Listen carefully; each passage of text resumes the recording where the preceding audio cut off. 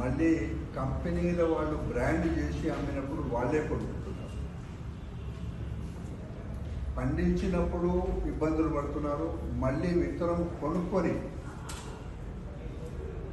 పొలంలో చల్లిన తర్వాత వచ్చిన నష్టాన్ని ఈ రెండు రకాలు కూడా రైతులే ఇబ్బంది పడుతున్నారు, భారీగా నష్టపోతున్నారు.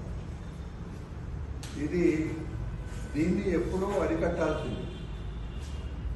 రాష్ట్రం ఏర్పడ్డ తర్వాత ఇంత కీలకమైన అంశాల విషయంలో గత ప్రభుత్వం దృష్టి సారించిందా సారించలేదా అని అంటే డెఫినెట్గా అప్పుడున్న ప్రతిపక్షంలో ఉన్న కాంగ్రెస్ పార్టీ అనేక సార్లు ఆ ప్రభుత్వానికి రైతాంగం పడుతున్న ఇబ్బందుల విషయంలో వారి దృష్టికి తీసుకురావడం జరిగింది. కానీ గత ప్రభుత్వం దీని మీద అసలు పట్టించుకోకపోవడం వల్ల చాలా ఇబ్బందులు వచ్చినాయి, మామూలు ఇబ్బందులు కాదు. సో రాష్ట్రం ఏర్పడ్డది,